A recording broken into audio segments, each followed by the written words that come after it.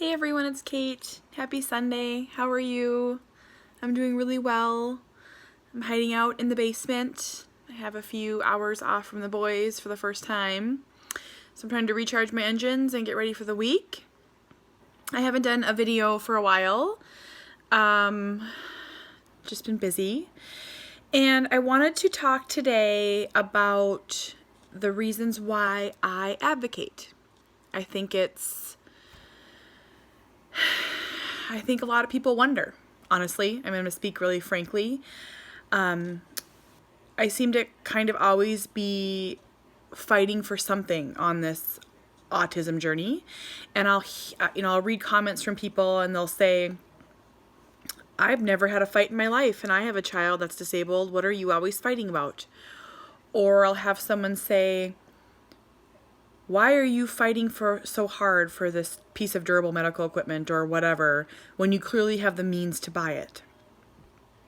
And I think it's a really interesting topic. I think, why do I choose to advocate? Do I have the time? Nope. I don't have the time. I'm not gonna lie to you, I really, really don't. I work full-time. I have a very, very busy job, and by full-time I mean 50 hours a week plus. I'm out of the home. I have 2 kids, one that's on the autism spectrum that has a very, very chaotic life. I have a spouse. I'm a homeowner. I have 3 dogs. I have friends. I try to exercise. I fail at that miserably. Try to sleep. I try to run this website. I try to run this blog. I try to post on Facebook. I'm busy. I'm busy all the time. And yet I seem to always be advocating for some cause related to disabilities. And I do it because I see how messed up the system is. I firmly believe, and feel free to challenge me, that autism is way more prevalent than it used to be 20 years ago, 30 years ago. It's more common now. More children have it. The spectrum is wider than I believe it used to be. So I believe that when many of the laws that our children are abiding by now, meaning ADA, inclusion in schools, all those things, autism wasn't what it was when those were written. I think a lot of those laws were written around physical disabilities, and autism is a completely different thing. It's different. Neurological disorders are mysterious and confusing and challenging in ways that physical disabilities aren't. And I'm not saying that any are harder than the others. I'm not saying that. I just think that us parents that have these 10-year-olds and, these younger children on the spectrum, we're fighting a whole new battle. I also think that, and know for a fact, that 20, 30 years ago, most children, with disabilities, lived in institutions, not group homes, institutions. I'm part of Partners in Policymaking, which is an advocacy group. I've talked to many, many parents, older parents in their 50s and 60s, that have children that grew up in institutions. They weren't bad parents. They were wonderful people. That's just what you did. So when a lot of those laws were written, the children didn't live with their parents. So now we have autism that's way more prevalent than it used to be, and the spectrum is wider. We have other disabilities lumped in there too, and these children are living at home. So we're up against a fight that's new. And I want to tell you one other thing that I learned in Partners in Policymaking. Google it. If you want to be an advocate, Google it. It's the best thing a parent can do. Oh, my mind just went blank. How is that possible? I have the Kardashians on TV, which I don't watch, but I looked over and I was like, what's that? Oh my gosh. Oh, back when all these amazing laws were put in place to help children like ours, do you know who started it? Parents. Parents, they sued the state. I was blown away by disability history. It is unbelievable how hard these parents fought for their children. I think we have a whole new generation that needs to do that. That's me and you. If you're watching this, me, you, me. We're going to make a difference for the kids that are newly diagnosed now. And my son's only almost 7. But we're in a much different place than newly diagnosed parents are. So that's the backstory. So what am I fighting?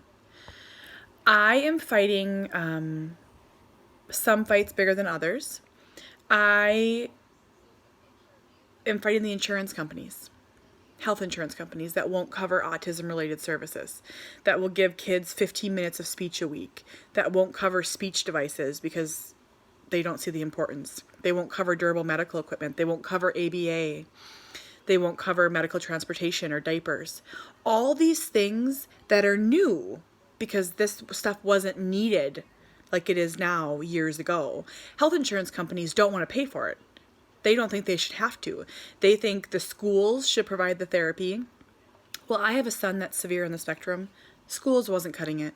Schools are great. Special education is fantastic. Teachers are angels and saints.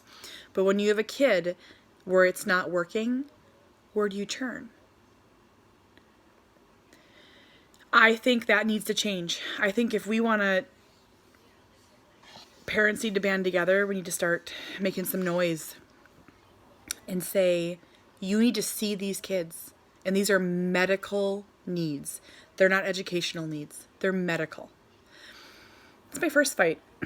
My second one is kind of random. In the state of Minnesota, medical transportation is covered by Medicaid, and my son has secondary Medicaid. He's private health insurance, secondary Medicaid. So he took medical transportation. It's like different little companies that will pick your kids up in a van, just one driver, typically one kid, bring them from home to, not to school, to like autism programs, day treatment. I was putting a nonverbal 3.5-year-old on a van with a person to drive downtown Minneapolis, which is 30 minutes away. I'll never do it again. I'm not going to get into why I will never do it again. We had a terrible experience. But there are not cameras on those vans. It's a really poorly run system. There's not aides on the bus or on the vans with people. I think the wages are really bad for the drivers. There's a lot of turnover. And they need cameras. Something's happening or could happen to these children, and they need cameras. That's my second fight. My third one is, excuse me, I have like a little cold. My third one is durable medical equipment. So anyone that knows me knows that I've been fighting for a stroller for Cooper since February. It's November. Why am I fighting for a stroller that I could probably just buy? Now I want you to know, I would not be paying cash for this $3,000 stroller. I am very middle income. I would be putting on a credit card, and I am not a stranger to putting medical debt on a credit card. We've done it often for Cooper. So why don't I just give up and buy it? Why am I appealing and having hearings? Why am I doing this? And I'm going to tell you why. Because it should be covered. It should be covered by health insurance. It's a medical need. It should be covered by the state. And parents of disabled children are tired and they're exhausted and they need help. And they're constantly spewed and told at, just ask for help. Reach out to your social workers, reach out to your county, reach out to your schools, reach out to your state. Just ask for help and it'll be there. That's a lie. It's not true. I'm a living fact of it. So I'm fighting for this stroller. I'm almost done. I think I lost. But I'm fighting for it because there are parents that don't have the means to fight. There's single parents that are just busy. There's people that can't wait a year for a stroller or a crib or a car seat for their disabled child. They just can't wait. And while the state's burying them in paperwork and legal and stretching it out. They can't wait. Their kid's going to get hurt. They're going to get hurt. Something needs to happen. I'm doing it for the parents that don't speak English. It's not their first language. They could never do this. They could never go on a stand and be questioned by a lawyer about their kid's disability. They couldn't do it. I could hardly do it. It was terrible. I'm fighting because the people making decisions for our children, for health care, have never met an autistic child. They don't have an autistic child. They see a few facts on a piece of paper and they hear the word autism and they think of Rain Man. They think of the good doctor. They don't think of my kid that's rocking in a corner and hitting himself in the face because he can't walk. We need to just talk, and we need to talk louder, and we need to talk to people that can make a difference. People way bigger than me and way more important than me. So yeah, I'm fighting for a stroller. I'm fighting for cameras and vans, and I'm fighting for health insurance. To look at autism for what it is. And I'm not whining. I'm not being a baby. I'm doing it in a really professional, educational, tactful way. And I hope that you all do the same thing. I hope that if you have the means and you have the time, put in some calls. Start nosing around. Ask questions. Ask why things are done the way they are. Because it's me and you that are going to make a difference. And maybe it won't happen for our kids. You know, maybe Cooper will never have anything covered for him. But maybe a 2-year-old that's just being diagnosed will. That's what matters. Our lives are easier, me, with my almost 7-year-old, because some parent fought before me.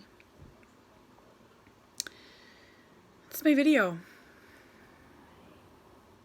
So yeah, I think people get kind of annoyed with me because that seems like I'm always fighting something. Well, I can.